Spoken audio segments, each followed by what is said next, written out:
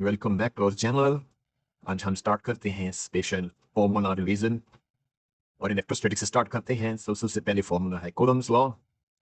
Coulomb's law में force is equal to K Q1 Q2 are square, जहाँ पर के की वैल्यू होती है 1/4πε0 और न्यूमेरिकल वैल्यू होती है 9 × 10⁹ न्यूटन मीटर स्क्वायर पर कूलम स्क्वायर। और Q1 and Q2 are the charges and R is the distance between the charges. Next formula, electric field. Electric field is given by F by Q. तो यहाँ से F हो जाता है QE. So the electric field due to point charge. If there is only one charge, point charge, then electric field is KQ by R square. तो यहाँ पर these are the, if there are two charge, then this is the electric field due to the point charge. Then line charge.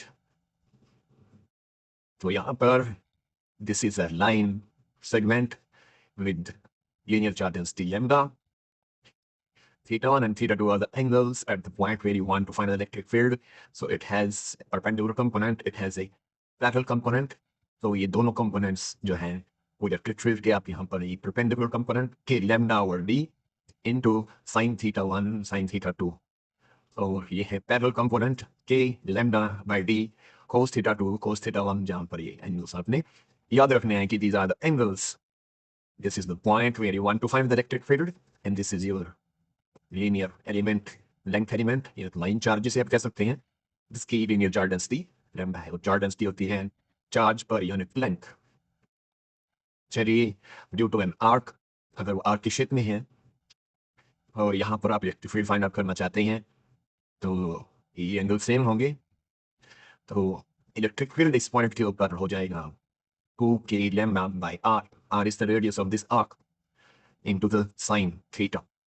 ये याद रखना आपने, 2k lambda by r into sine theta. Now we have a ring and you want to find the electric field here at distance x from it, and r is the radius of this ring and q is the charge on it. Then electric field at this point will be kqx upon x square r square. The whole power is 3/2. So इसको आपने memorize करना है. Electric field due to ring on its axis. Now we have infinite sheet. Infinite sheet के लिए, this is our infinite sheet, and you want to find electric field here, then this will be the electric field sigma upon 2 epsilon naught. ये आपने याद रखना है, this formula due to infinite sheet. यहाँ पर जो sigma है वो surface charge density charge upon area. Now for sphere में hollow charge on its surface, ये hollow भी हो सकता है, solid भी हो सकता है। तो इनके लिए जो चार्ज की वैल्यू है, इलेक्ट्रिक फील्ड की वैल्यू है, अगर रेडियस लेस है कैपिटल आर से, मतलब it is located inside, for the inside values electric field always be 0, and for outside points and points on the sphere the electric field will be kq upon r square. So this need to be memorized for sphere, kq upon r square. The note here, electric field inside material of conductor is 0. Electric field 0 होता है. Now for a non-conducting sphere, we have, for the less radius is less than r inside points, electric field will be k q r upon r cube. ये आपने याद रखना है electric field की value. और points located on the surface या फिर उसके आउटसाइड पर कोई पॉइंट है तो उनके लिए वही वैल्यू रहेगी k q upon r square. Now electrostatic potential energy between two charges Q1 and Q2. This is K, Q1, Q2 upon R. यहाँ पर ध्यान रखना है पोटेंशियल एनर्जी ने स्क्वायर नहीं करना है, ओनली R अपनी रखना है. This is electrostatic potential energy. Now electrostatic potential, it can be due to point charge shell. तो point charge के लिए जो potential होगा, that is KQ upon R given by V. And for shell के लिए inside point के लिए, this is the value for potential. And for outside points and points on the surface, its value is kq upon r. Only difference is it is divided by r for inside points, it is divided by the actual distance r for the outside or surface points. Relation between, so जो reflection है electric field में, ये negative gradient होता है potential का। आपने याद रखना है E is equal to negative gradient of, और अगर हम इसको वेक्टर के टर्म में लिखें तो ये नेगेटिव ग्रेडियंट यहाँ पर हम कर्ल जो होता है नेगेटिव कर्ल ऑफ पोटेंशियल वो इलेक्ट्रिक फील्ड के बराबर होता है। तो हम आई जे के टर्म्स में इसको लिख सकते हैं, but this is you need to memorise, it is of not negative. Now electric field to dipole, dipole के लिए इलेक्ट्रिक फील्ड का जो फॉर्मूलाज हैं, तो याद रखना आपने एक्सियल के लिए 2kpr अपॉन r क्यूब होगा और इक्वेटोरियल के लिए kpr क्यूब होगा। मतलब जो एक्सियल पे है वो इक्वेटोरियल का डबल होगा, ये आपने ध्यान रखना है। एक्सियल पे twice of the equatorial torque on electric dipole, that is given by P cross E. P cross E, where P is this one Q into 2A या फिर Q into LA। चाहे आप ऐसे लिखें या ऐसे लिखें, डायपोल मोमेंट हो, you can write in any way, and electric field यहाँ पर ऐसे आएगा। और पी ई साइन थीटा भी हम इसमें इसको लिखते हैं जब क्रॉस प्रोडक्ट को ओपन करें। तो टॉर्क के सारी फार्मूलाज आपको आनी चाहिए। Now Gauss law, Gauss law is that flux is the dot product of electric field and area, and that is the integral EDS का इंटीग्रल होता है किसी क्लोज सरफेस के लिए, सरफेस इंटीग्रल, और इसको हम इस तरह से q upon epsilon not. These all are statements formula for flux due to Gauss law। तो यहाँ पर एक फॉर्मूला आपने याद रखना है। याद रखिए इसके अंदर पिक जो है point, when to find phi always take the given charge into symmetrical figures। मतलब उसके सेंटर पर आपने इसको लेना होता है फ्लक्स के लिए जब आपको phi फाइंड करना हो। जैसे for example the flux phi through the sheet, ये यहाँ पर जो शीट है, अगर आपने यहाँ पर फ्लक्स फाइंड करना है तो because this cube is having 6 faces, तो शीट के थ्रू जो फ्लक्स होगा वो क्यू अपॉन 6 एरी नॉट होगा, बिकॉज क्यू जो है वो आपने सेंटर पर रखा था और हर एक शीट से जो है वो 6 पार्ट्स में डिवाइड हो गया, तो मतलब 1/6 into Q by epsilon not हो गया फॉर वन शीट। पूरे सरफेस के लिए तो क्यू अपॉन एप्सिलॉन नॉट ही है। अथवा यहाँ पर गॉस लॉ से किसी क्लोज सरफेस के लिए, क्लोज सरफेस एक पूरा क्यूब है, लेकिन अगर किसी एक शीट से आपने फ्लक्स निकालना है तो because it's flux is everywhere outside, हर तरफ है, तो एक शीट के हिस्से में कितना आएगा वो इस पूरे फ्लक्स का 6 पार्ट ही आएगा। तो इसलिए हम यहाँ पर इसको इससे डिनोट कर सकते हैं। तो और शीट अगर एक दे रखी है तो आपको यहाँ पर कंस्ट्रक्शन करनी पड़ सकती है ऐसे, मतलब जहाँ इसको सेंटर में ले लेना है, किस शीट के अबाव ये लोकेटेड है चार्ज, और आपने फ्लक्स निकालना है शीट से, तो आप ये construction you can do it yourself so that it comes in the centre of this cube, centre में आ जाए और वहां से आप इसको फाइंड आउट कर सकते हैं। बहुत सारी शेल्स कंसेंट्रिक हैं और आपने पोटेंशियल फाइंड आउट करना है। तो यहाँ पर आप देख सकते हैं this is R1 R2 R3, इनके रेडियाई हैं और जो चार्ज है वो इस तरह से डिस्ट्रीब्यूटेड है, ये plus Q1 minus Q2 plus Q3। then what is the potential? So as per their sign you have to take their algebraic sum of the potentials. Potential at A, potential at B, and potential at C.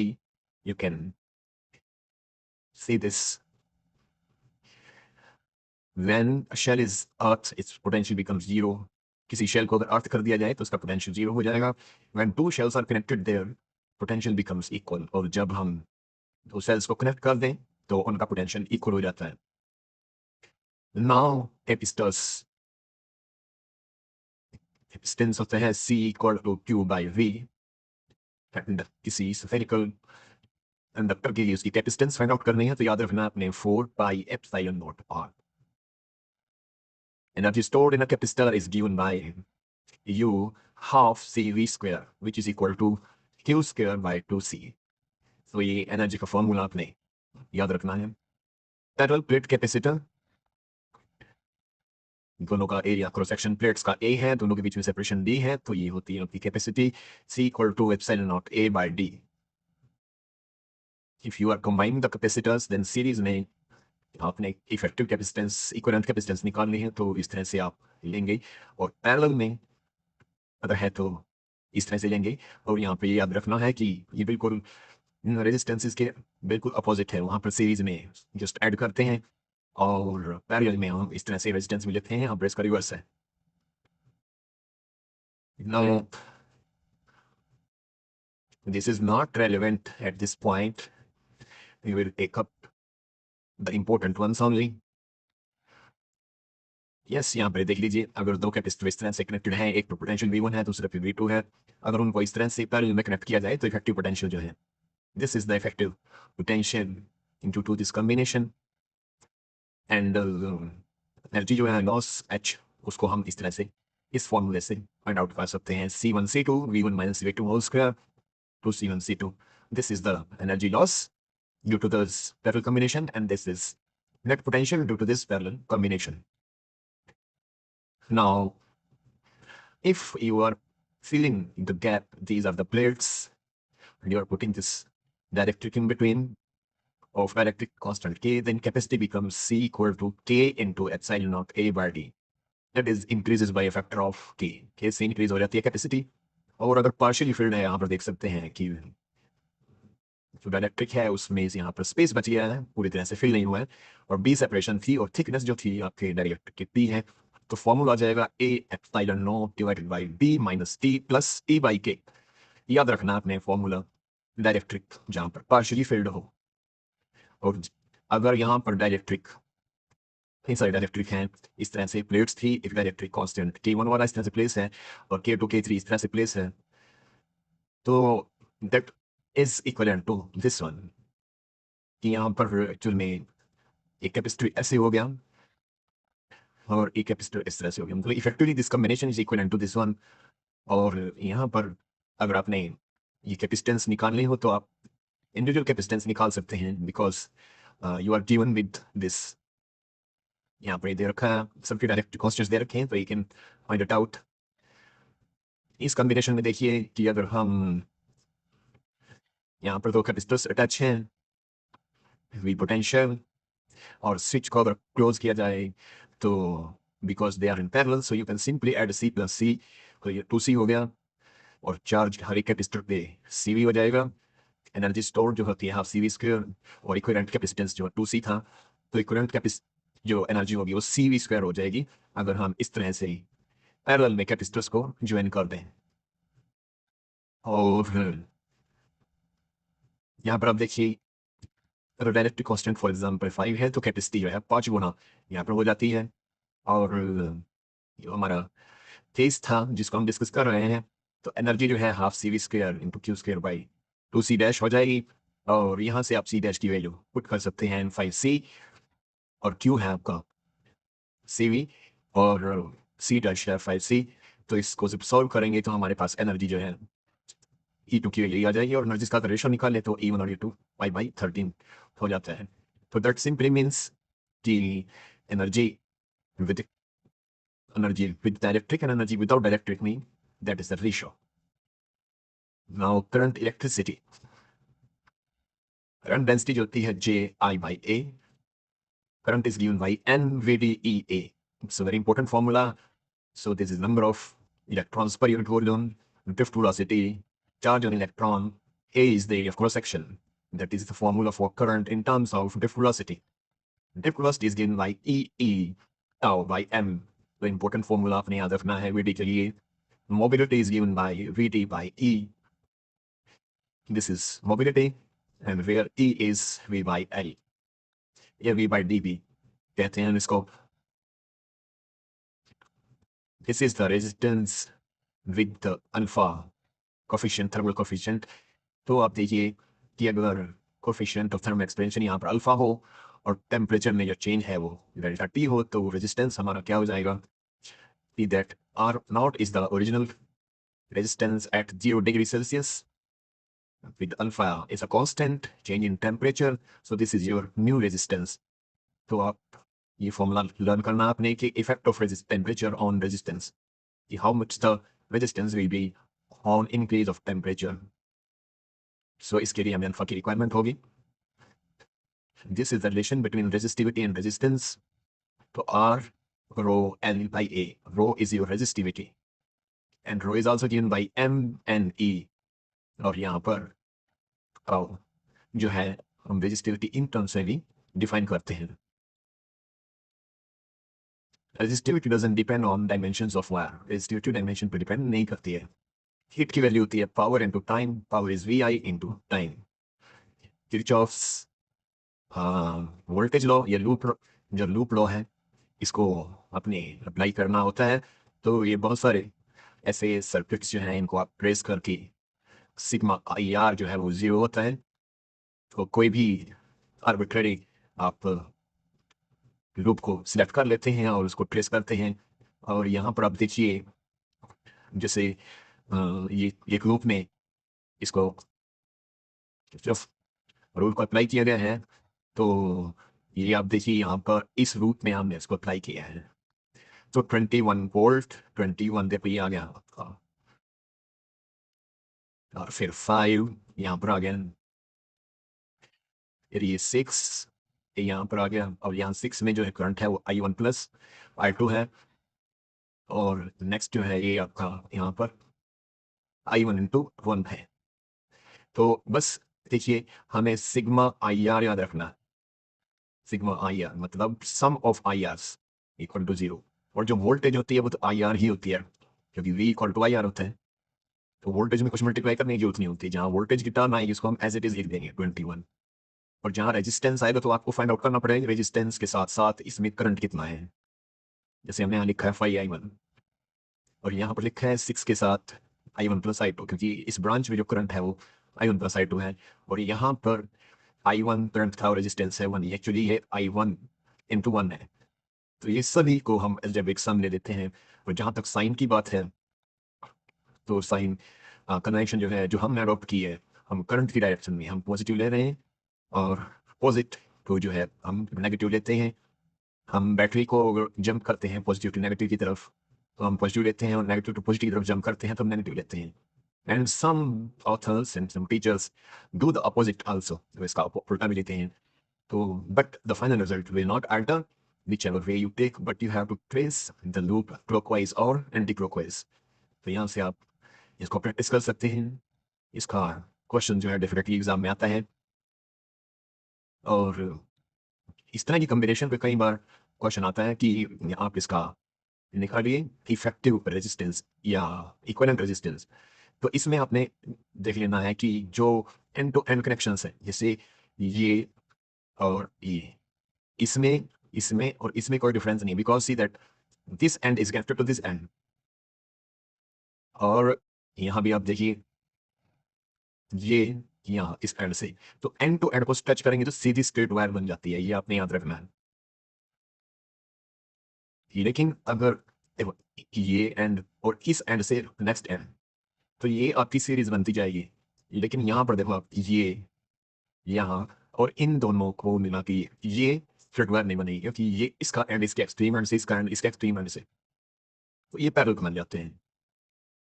तो जो ऐसे and to and वाले हैं, जैसे ये देखो, ये आपकी सीरीज हो गई. लेकिन ये जो रेजिस्टेंस है, ये बीच वाला आ गया, और ये भी ऐसे है. तो अगर हम इससे कंपेयर करें, ये दोनों यहाँ पर चले गए, ये दोनों ये यहाँ पर चले गए, और जो ये बीच में रह गया ये यहाँ पर आ गया. तो इस तरह से सर्किट को आप सिंप्लीफाई कर सकते हैं. और ऐसा एग्जाम में कई बार पूछा जाता है.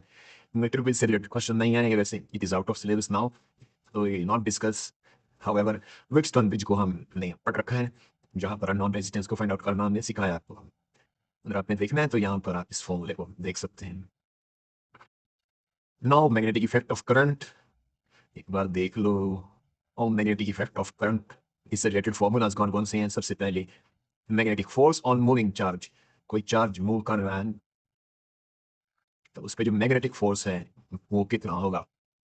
और मूविंग चार्ज जो है, सपोज करो एक इलेक्ट्रॉन ही है, it is moving in magnetic field. जैसे ये मैग्नेटिक फील्ड है और यहाँ पर एक इलेक्ट्रॉन यहाँ से इसमें एंटर करता है, तो आप जानते हैं इस तरह से ये मोशन को एग्जीक्यूट करता है. So how much force it experiences when enter in that particular magnetic field, this is given by QV cross B. So this formula is magnetic force.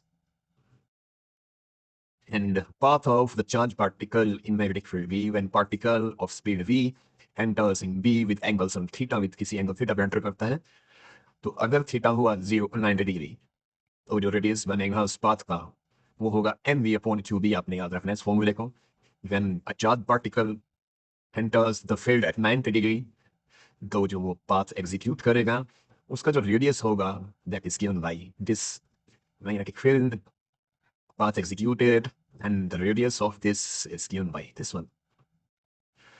Now if there is angle is not 0 but ये पाई और पाई/2 के बीच में angle कोई है, तो कोई angle फिर ऐसे यहाँ पर है. तो आप देखिए कि ये पैरेलल कंपोनेंट है और ये परपेंडिकुलर कंपोनेंट है. तो इस कंडीशन में जो रेडियस की वैल्यू होगी वो होगी mv perpendicular component upon qb. मतलब यही फॉर्मूला रहेगा, बस यहाँ पर जो वेलोसिटी है उसका परपेंडिकुलर कंपोनेंट लेना होगा. और जो पाथ बनेगा इसकी पिच जो होती है v पैरेलल कंपोनेंट. मतलब ध्यान रखना आपने कि कॉस कंपोनेंट आएगा पिच में और ये इसका टाइम पीरियड यहाँ पर हो जाए. This is the pitch velocity into time. Now force on a current carrying conductor, किसी करंट कैरिंग कंडक्टर पर फोर्स कितना होगा, तो ये होगा Fm equal to I L cross B या I L B sine theta. तो this is the force on current carrying conductor. ये कंडक्टर था, इसमें आई करंट फ्लो कर रहा है और इसको आपने प्लेस कर दिया किसी मैग्नेटिक फील्ड. तो कोई फोर्स नहीं होगा अगर आपने इसको बिल्कुल डायरेक्शन में ही प्लेस कर दिया, मतलब ऐसे प्लेस कर दिया कंडक्टर को, और अगर एंगल 0 हो गया दोनों के बीच में तो डेफिनेटली साइन 0 हो जाएगा और साइन 0 होने से फोर्स भी क्या हो जाएगा, 0 हो जाएगा. और फोर्स की वैल्यू मैक्सिमम होगी जब थीटा आपका 90 डिग्री होगा. तो 90 डिग्री पे मैक्सिमम फोर्स और 0 डिग्री पे नो फोर्स. मैग्नेटिक डायपोल, तो मैग्नेटिक डायपोल जो है magnetic moment is defined by M and Ia is the formula for magnetic moment. और dipole क्या होती है, that is any magnetic needle is called magnetic dipole. जहाँ पर pole है north and south separated by small distance, then it's called magnetic dipole. And this torque on dipole is NB, M cross B या NB sin theta. number of turns जो है वो N है, तो ये आपका NMB sin theta हो जाता है और M को आप NIA भी लिख सकते हैं, तो फॉर्मूला आपका ये बन जाता है. तो दिस इज योर टॉर्क. याद रखना टॉर्क का फॉर्मूला किसी मैग्नेटिक डायपोल के लिए. Work done on rotating dipole, अगर हम किसी डायपोल को मतलब बार मैग्नेटिक डायपोल ही है और अगर आपने इसको इस पोजीशन से इस पोजीशन तक रोटेट करवाना है, तो यहाँ पर एंगल θ1 था और यहाँ θ2 हो गया, तो आप यहाँ पर इस फॉर्मूले से वर्क डन फाइंड आउट कर सकते हैं from one angle to another. NB cos θ1 minus cos θ2. Biot's law, thin wire के लिए बायर्ट्स लॉ का फॉर्मूला हो जाएगा B equal to mu naught 4 pi I by R sine alpha plus sine beta. यहाँ पर एंगल अल्फा है और यहाँ पर एंगल बीटा है. ये मैग्नेटिक फील्ड यहाँ पर फाइंड आउट कर रहे हैं इस चार्ज कंडक्टर के लिए. किसी सर्कुलर कॉइल के लिए मैग्नेटिक फील्ड जो है, ये सर्कुलर कॉइल है, यहाँ पर एक्सिस पे आप P पॉइंट पे मैग्नेटिक फील्ड फाइंड करना चाहते हैं. ये x डिस्टेंस है और R जो है इसका रेडियस है. तो small r is radius and this one is R and this is x.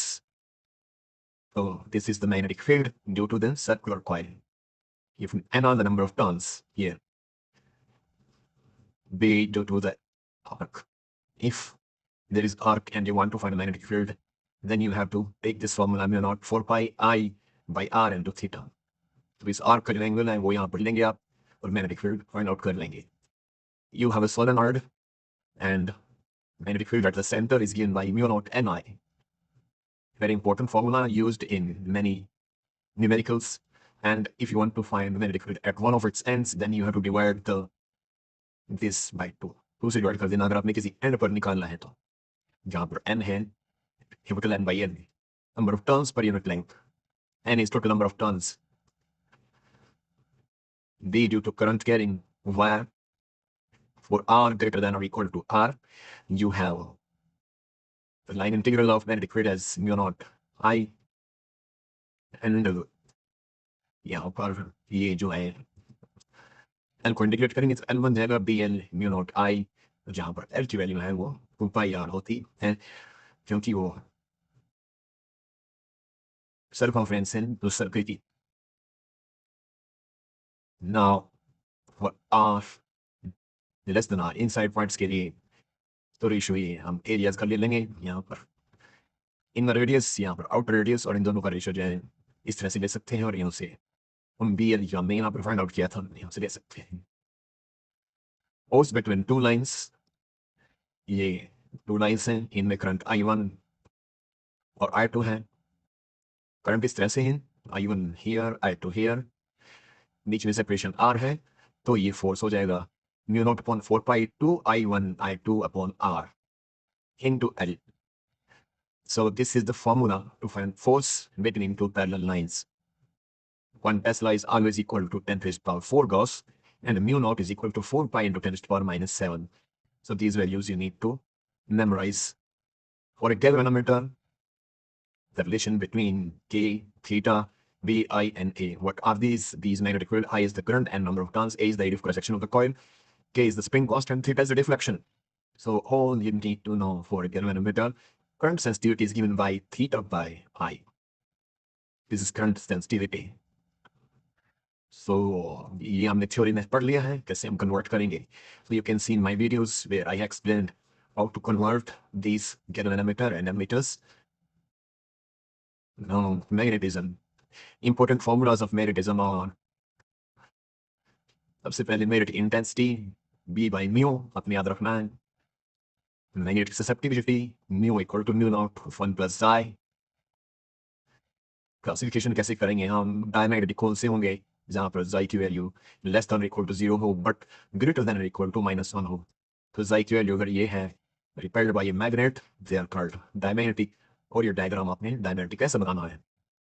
Paramagnetic के लिए वीकली अट्रैक्टेड बाय मैग्नेट, वो वीकली अट्रैक्ट होते हैं और जो xi की वैल्यू है वो 0 से बड़ी या बराबर या 1 से कम। तो ये डायग्राम हमारा पैरामैग्नेटिक का बन जाता है। Ferromagnetic strongly attracted by magnetic like iron, तो ferromagnetic है ferro ferrous iron, ठीक है, जैसे आप याद रख सकते हैं। और xi की वैल्यू जो है वो मच ग्रेटर देन 1 से काफ़ी ज़्यादा बड़ी होती है और वो स्ट्रॉन्गली अट्रैक्ट होते हैं किसी मैग्नेट की। Curie's temperature xi की value inversely proportional to 1 by P।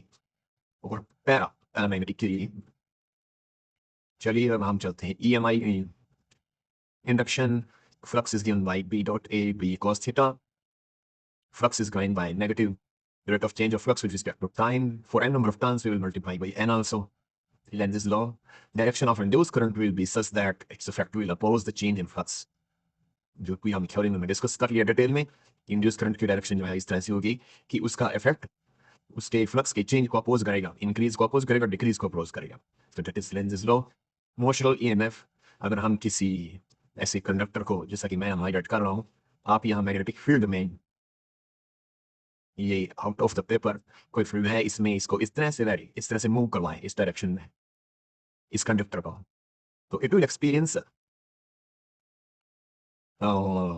मतलब फ्लक्स रेट जो है इससे चेंज होगा और इसमें जो ईएमएफ डेवलप होगा उसकी वैल्यू आपने देख लेनी है। B L V, B magnetic field जिसमें आपने इसको प्लेस किया, वी इसकी वेलोसिटी और एल इसकी लेंथ। So आपने ये फॉर्मूला याद रखना है। Motional EMF on this straight conductor when this moved in this magnetic field like this. लेकिन डायरेक्शन आपने ध्यान रखनी है कि हाउ इट इज हेल्ड, कि ये से मैग्नेटिक फील्ड की डायरेक्शन थी, तो आप इसको इस तरह से मूव कर रहे हैं। चलिए अब यहाँ पर देख सकते हैं ईएमएफ डेवलप हो रहा है। यस, और अगर कोई रॉड है, रॉड को आप रोटेट करते हैं तो ईएमएफ की value B omega square L square, B omega L square by 2 होगी।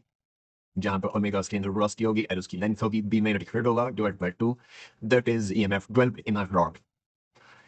Self inductance is given by this formula and EMF 12 is given by this formula.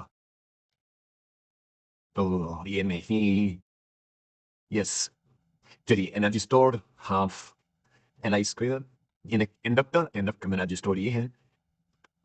और यहाँ पर आप देख सकते हैं इंडक्टर को की पोलैरिटी ऐसे होगी और अगर करंट डिक्रीज है तो बैटरी पोलैरिटी ऐसी होगी. This is increase of current and this is decrease of current. Inductor behaves as open circuit and plain wire at t equal to 0 and t equal to infinity respectively. मतलब inductor जो है वो एक plane wire की तरह behave करता है जब टाइम क्या हो 0 हो, लेकिन जैसे टाइम बढ़ता है तो वो पहले वो ओपन सर्किट की तरह बिहेव करता है और जब टाइम बढ़ता है वो प्लेन वायर की तरह बिहेव करता है. Mutual inductance, property of pair of coils due to which change in current in one coil oppose the EMF induced in the other. So this is the property, एक coil में जब आप flux को change करते हैं क्योंकि उसमें current change हो रहा है तो वो दूसरे कॉइल में जो EMF का जो इंड्यूस हो रहा है उसको उसमें करंट किस तरह से इंड्यूस होता है कि वो फर्स्ट वाले को अपोज करता है. तो इसका फॉर्मूला है N पाई एम आई और जहाँ से EMF को आप लिख सकते हैं एम माइनस साइन इसमें अपोज करने को दिखाता है M D I by D T. So this is your EMF for mutual inductance and this is your flux. और सिंपली हम ऐसे भी लिखते हैं phi equal to mi. तो चलिए अब फ्लक्स अगर आप फाइंड आउट करना है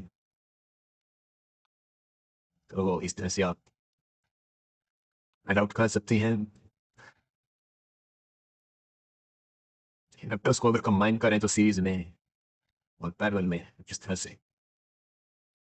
और AC important formulas, average current is twice of peak current divided by pi, which is equal to 0.63 into I naught. This is peak value of current. And RMS value is peak current divided by root 2, which is 0.707 I naught. So RMS और peak value और average values को आपने इस तरह से याद रखना है. और यहाँ पर जो ये डायग्राम है, this is giving very important relation between current and voltage. तो यहाँ पर देखिए ये है हमारा रेजिस्टेंस, ये है इंडक्टर, ये कैपेसिटर. अगर करंट रेजिस्टेंस में I equal to I not sine omega T है तो यहाँ पर माइनस पाई बाय 2 होगा इसका डिफरेंस और यहाँ प्लस पाई बाय 2 होगा.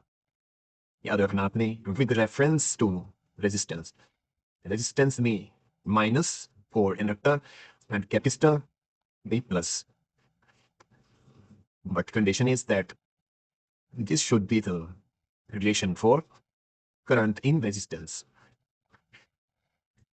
तो यहाँ पर सिंपली ओम्स लॉ से ये होता है, यहाँ पर करंट जो है वी नॉट ओवर एक्सएल होगा और यहाँ पर ये इंडक्टिव रिएक्टेंस और कैपेसिटिव रिएक्टेंस जो है यहाँ पर XC और XL अपने कैपेसिटिव रिएक्टेंस और इंडक्टिव रिएक्टेंस दोनों ही XL और XC से याद रखना इनको. और XL की जो वैल्यू होते हैं ओमेगा L और XC की जो वैल्यू होते हैं 1 ओवर ओमेगा C. ये भी आपने याद रखना है. तो ट्रिक सी वही कैपेसिटर में I आगे V पीछे. सीवन वर्ड याद रखिए, कैपेसिटर में I आगे और V पीछे. I आगे V पीछे. LCR. LCR में LCR सब यहाँ सीरीज में लगे हैं. करंट की value V not over Z, Z is called impedance, इसको इम्पेडेंस बोलते हैं और इम्पेडेंस की वैल्यू ये होती है R square plus XL minus XC square. तो पूरा करंट का फार्मूला इस तरह से बन जाता है. अगर R ऐसे ही हुआ तो यहाँ पर ये XL माइनस XC होगा और जो रिजल्टेंट है ये एंगल यहाँ पर फाई बनाता है. Power in AC is given by VRMS into RMS cos theta and cos theta is equal to R by Z as power factor यहाँ पे इसको हम बोलते हैं.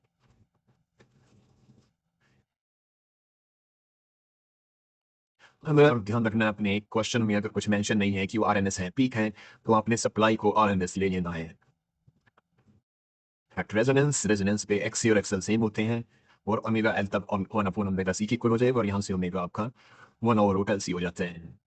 और रेजोनेंस पे करंट और पावर सब मैक्सिमम आपको मिलेगी। Very important Q factor, quality factor जिसे बोलते हैं, या शार्पनेस एट रेजोनेंस जिसे बोलते हैं, इसको आपने बिल्कुल ध्यान से कर लेना है याद। और इसकी वैल्यू होती है quality factor Q is equal to 1/R under the root L by C. So this is your quality factor for LCR circuit. Wattless current, जहाँ करंट कंज्यूम नो पावर, उसको बोलेंगे हम वाटलेस करंट। P अगर zero है तो cos phi zero होगा, तो R भी क्या होगा, जीरो होगा। AC जनरेटर में जो EMF जनरेटर होगा उसका फॉर्मूला होता है NBA omega sine omega T. तो ये मैकेनिकल एनर्जी को AC में कन्वर्ट करता है और ये EMI के प्रिंसिपल पर वर्क करता है। ये ट्रांसफॉर्मर्स जहाँ पर दोनों तरह से स्टेप अप और स्टेप डाउन दोनों ही होंगे। अगर यहाँ पर ये प्राइमरी की नंबर ऑफ टर्न्स कम है और यहाँ इसके ज़्यादा है तो ये स्टेप अप हो जाएगा। अगर यहाँ पर प्राइमरी के नंबर ऑफ टर्न्स ज़्यादा है और सेकेंडरी के कम है तो ये स्टेप डाउन बन जाएगा। तो बस यहाँ पर ट्रांसफॉर्मेशन रेशो जो होते हैं, this is the transformation ratio, आपने इसको याद रखना है। स्टेप अप के लिए ट्रांसफॉर्मेशन ग्रेटर देन 1 है और टाउन के लिए लेस देन 1 है। नाउ EM वेव्स के लिए मैक्सवेल्स इक्वेशंस को आपने, जो गॉस लॉ है, this is first equation. Electricity के लिए गॉस लॉ फॉर मैग्नेटिज्म ये सेकंड इक्वेशन है। फैराडेज लॉ जो है मैक्सवेल की थर्ड इक्वेशन है। और ये जो लास्ट इक्वेशन है मैक्सवेल्स लॉ, ये फोर्थ इक्वेशन है, जहाँ पर उसने करेक्ट किया था कि जो लाइन इंटीग्रल है मैग्नेटिक फील्ड का वो केवल म्यू नॉट आई नहीं है, उसमें displacement current mu naught epsilon not D by dt भी इंक्लूडेड होगा। तो these are the equation of Maxwell. तो इलेक्ट्रोमैग्नेटिक वेव की जो डायरेक्शन है वो E क्रॉस B होगा, मतलब E और B दोनों जो फील्ड हैं, इलेक्ट्रिक फील्ड और मैग्नेटिक फील्ड, इनके क्रॉस प्रोडक्ट की डायरेक्शन में होगा। तो आप देख सकते हैं दिस इज, ये आपका इलेक्ट्रिक फील्ड है और ये आपका मैग्नेटिक फील्ड है।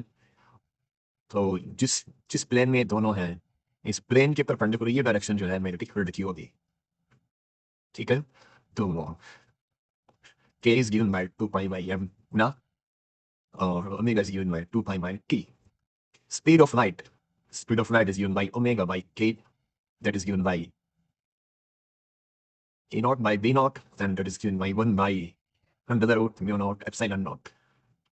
This is electric field, this is magnetic field, इन दोनों का रेशो, या ओमेगा बाई टी का रेशो, या फिर ये रेशो परमिटिविटी और परमिटिविटी अंडर द रूट में जो इक्वेशन है, ये सब रेशोज जो हैं आपको वेलोसिटी ऑफ लाइट को देते हैं। और किसी डिफरेंट मीडियम में ये म्यू नॉट की जगह म्यू हो जाएगा और एप्सिलॉन की जगह एप्सिलॉन नॉट की जगह एप्सिलॉन हो जाएगा। तो ये वेलोसिटी हो जाएगी किसी मीडियम में लाइट की। और ये रिलेशन होता है न्यू म्यू और म्यू नॉट में, और ये रिलेशन होता है एप्सिलॉन आर और एप्सिलॉन नॉट में। रिफ्रैक्टर इंडेक्स की वैल्यू होती है n equal to c by v, velocity of light in vacuum, velocity of light in the medium, and that is given by under the root mu r epsilon r. So these are the important formulas you must know. And this is also dielectric constant. Average electrical energy density. Energy density का formula है 1/2 epsilon naught. E naught square. This is energy density. Magnetic energy density is given by UB of V naught square epsilon naught. So these energy density formulas you need to learn. Total energy density is the sum of electrical and magnetic energies. Intensity of electromagnetic wave is given by mu A into C or mu B into C. These are energy densities, and I is the intensity. Linear momentum of EM wave. तो mu by C को अगर हम U by C को हम करें लें तो ये हमारे पास एब्जॉर्बिंग सरफेस के लिए मोमेंटम आ जाएगा, और किसी रिफ्रैक्टिव सरफेस के लिए लें तो ये 2U by C आ जाएगा। एब्जॉर्बिंग के लिए मोमेंटम U by C, और जहाँ पर U हम ऐसे फाइंड आउट कर सकते हैं। सो ये मोमेंटम की फॉर्मूलाज आपको आने चाहिए।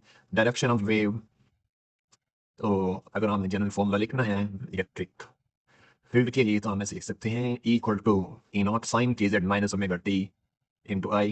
Wave is propagating in x direction. This is interchanged, so this is same. ये सेम हम बस इसमें ओमेगा टी हमने इधर लिखा है, k जॉट इधर लिखा है यहाँ पर, बाकी वो सेम है बस। अगर ऐसा लिखना है तो आपको माइनस साइन यहाँ पर लेना पड़ेगा बाहर। तो this is your electric field equation. और जो वेव है वो ऑलवेज साइन ऑफ जेड और टी के अपोजिट होगा। इलेक्ट्रिक फील्ड आई की डायरेक्शन में है तो बी जो है वो जे की डायरेक्शन में होगा। तो ये सभी साइन जो है अपने ध्यान रखने हैं। इलेक्ट्रोमैग्नेटिक स्पेक्ट्रम, ये माइक्रोवेव्स कहाँ पर यूज होती हैं? रडार्स में और एयरक्राफ्ट नेविगेशन में। इंफ्रारेड वेव्स फिजिकल थेरेपी में। अल्ट्रावायलेट लेसिक आई सर्जरी में या वाटर प्यूरिफायर्स में।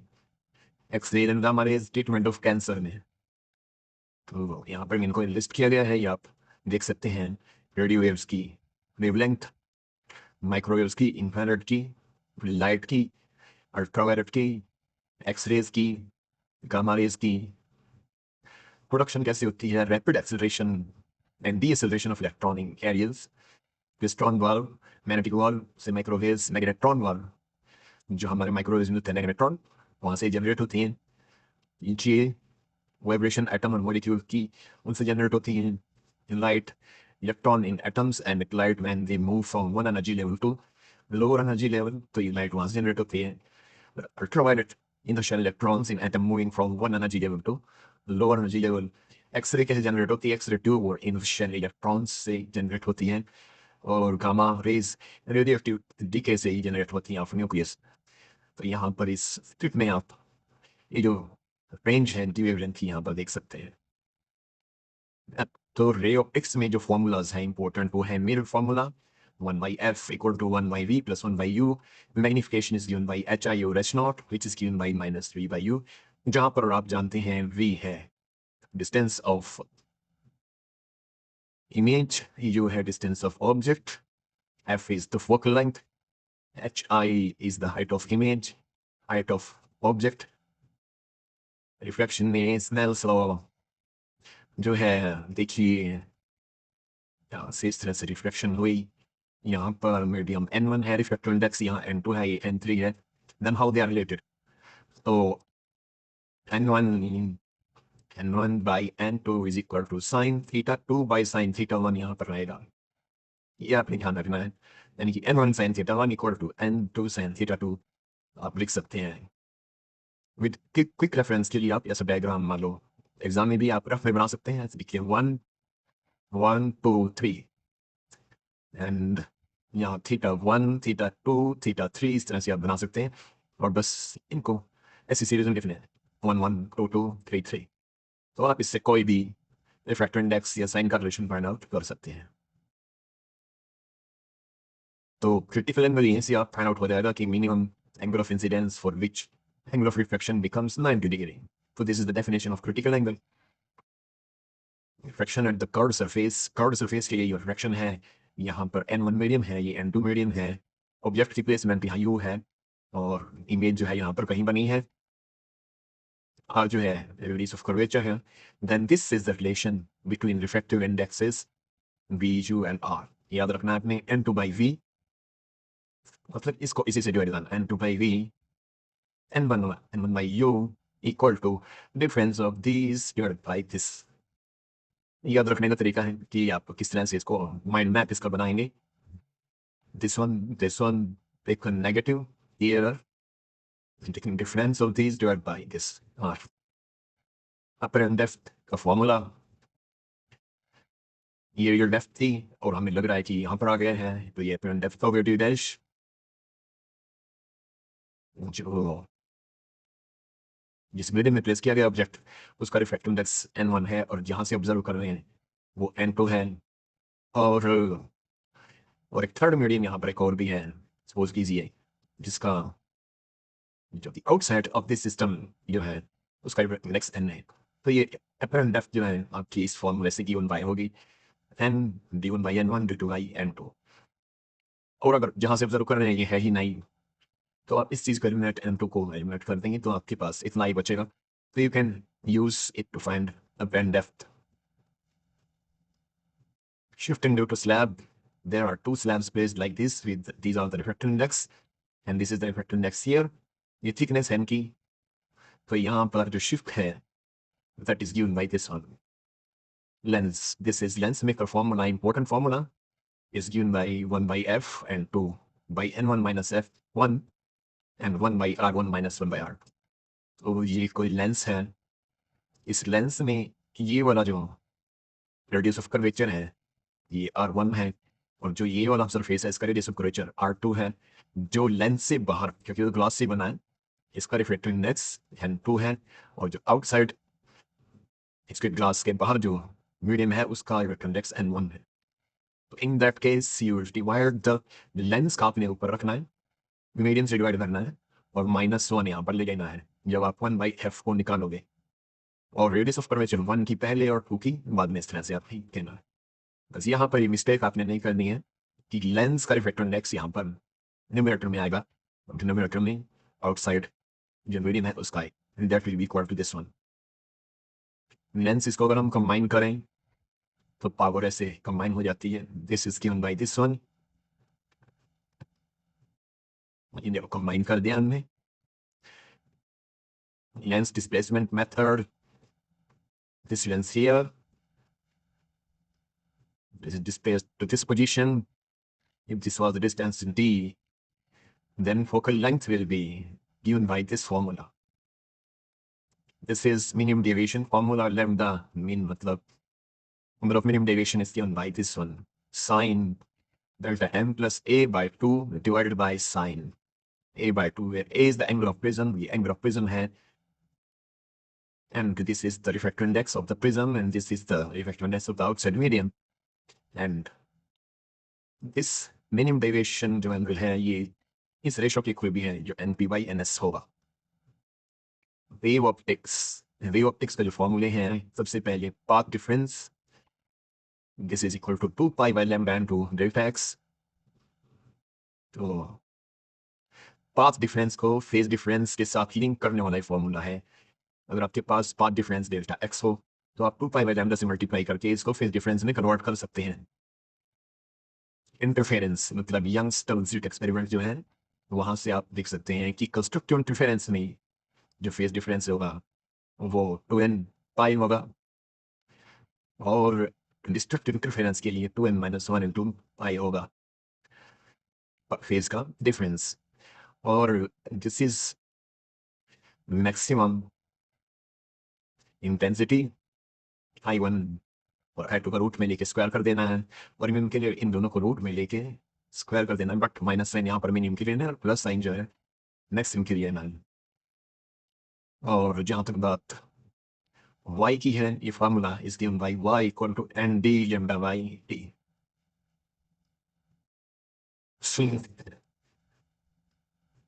रिजल्टेंट वेव का जो एम्पलीट्यूड है given by this formula a square b square 2a because y, और जहाँ पर intensity है is given by this form, and you can write this also like this। ये उसका रिफ्लेक्ट एक्सपेरिमेंट में फिर से आप देख लीजिए, ये सिलेक्ट S1 ये सिलेक्ट S2, यहाँ पर ये रेज जाके मिली, ये रे कम पार्ट ट्रेवल कर रही है, ज़्यादा पार्ट ट्रेवल कर रही है, तो इसलिए यहाँ पर OP पर पहुँचने वाली रेज में जो है वो पाथ का डिफरेंस आ जाता है और पाथ का डिफरेंस आएगा तो फेज का डिफरेंस भी आएगा और फेज डिफरेंस से डिसाइड करेगा कि वहाँ पर कंस्ट्रक्टिव इंटरफेरेंस होगा या डिस्ट्रक्टिव होगा। That's very simple. तो यहाँ पर डी अगर सिलेक्ट के बीच में, नो यस, यहाँ स्क्रीन के बीच में और इस जो सोर्स है इसके बीच में डिस्टेंस कैपिटल डी हो, ये दो सिलेक्ट साइन के बीच में स्मॉल डी डिस्टेंस हो और थीटा यहाँ पर एंगल बन रहा हो और ये डिस्टेंस जो है वो वाई हो। कुछ बुक्स में ये डिस्टेंस एक्स भी ये रखी है, you should not get confused by this one. तो कहीं जगह एक्स है कहीं जगह वाई है। तो यंगस्टर्स एक्सपेरिमेंट के पार्ट डिफरेंस होगा D Y by D. Bright fringe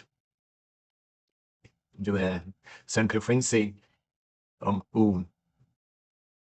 fringe width का फॉर्मूला जो है डी लैम्डा और डी और एंगुलर विड्थ जो होती है उसका फॉर्मूला है लैम्डा बाय डी। तो ये न्यूमेरिकल्स में यूज होते हैं, इनको अपने ध्यान से देख लेना है फ्रेंड लिस्ट और angular width. Intensity bright fringe की 4 टाइम्स ऑफ आई होगी, डार्क की 0 होगी, और इस केस में ये दोनों सेम हो जाएंगे I1 और I2 YDSC में। तो जो हमारे प्रीवियस फॉर्मूलाज हैं हमने अगर ये रखे तो हमारे पास इतना 4i आ जाता है। तो चलिए इसमें नेक्स्ट है यस, यहाँ पर आप ये रेशियो भी देख सकते हैं, जहाँ पर W है विड्थ ऑफ द शीट्स है। Intensity, the formula for intensity is I max into cos square phi by 2, जहाँ पर I max जो है 4 टाइम्स ऑफ इंटेंसिटी है। अगर हम कोई ट्रांसपेरेंट स्लैब TSC में इंसर्ट कर दें तो पार्ट डिफरेंस जो है वो इस फैक्टर से चेंज हो जाएगा, म्यू माइनस 1 इंटू टी, जहाँ पर म्यू है उसका रिफ्रैक्टिव इंडेक्स जो स्लैब आपने इंसर्ट की, फ्रिंज शिफ्ट जो है वो वाई, और कितने फ्रिंज शिफ्ट होंगी वो वाई बाई बीटा से आप फाइंड आउट कर सकते हैं। So all this things are important, मतलब Y by beta, beta is the fringe width. अगर स्लैब को प्लेस कर दिया in front of the upper slit then fringe is shifted upwards. अगर हम ऊपर वाले वहां पर इसको प्लेस करें तो शिफ्ट अपवर्ड्स होगी, नहीं तो वाइस वर्सा, मतलब डाउनवर्ड्स होगी, क्योंकि दो सीट्स है ना, ये अपर और ये, इसमें रखोगे तो ऊपर की तरफ शिफ्ट हो जाएगी, इसमें रखोगे तो नीचे की तरफ होगी। So this is polarisation. ये देखो ये वाला फैक्टर यहाँ से गायब हो गया, पोलराइज हो गई, और यहाँ पर अगर तो ये वाला पोलराइजेशन हमारे only this is only remain, all others are missing. This is your Weierstrass law, dual nature, number of photons emitted per second का न्यूमेरिकल कई बार एग्जाम में आया हुआ है। The number of photons जो है power by h नो आपने करना है, power divided by h nu, and it also can be written as this one. So this is number of photons जो आपने फॉर्मूला ध्यान से कर लेना है photons का, this one। photon flux जो है नंबर को e से आप डिवाइड करना है, यहाँ से इसको कन्वर्ट करके इस फॉर्म में लिख सकते हैं, जहाँ पर I क्या है, इंटेंसिटी है। This is photon flux, number of photons per unit area। तो वेव की एनर्जी एच नो से क्यून है, और H nu H C by lambda है, और H C by lambda is equal to M C square है। These relations for energy are important। De Broglie wavelength, जहाँ तक बात है डी ब्रोगली वेवलेंथ की, this is given by h by mv, and mv is momentum hp, and momentum is also given by root 2mk, and this k can also be written like this qv। So all these are interchangeable। De Broglie lambda जो wavelength है, इस सारी expression जो है lambda के लिए है, इन सबको आपने लर्न कर लेना है। Radiation force,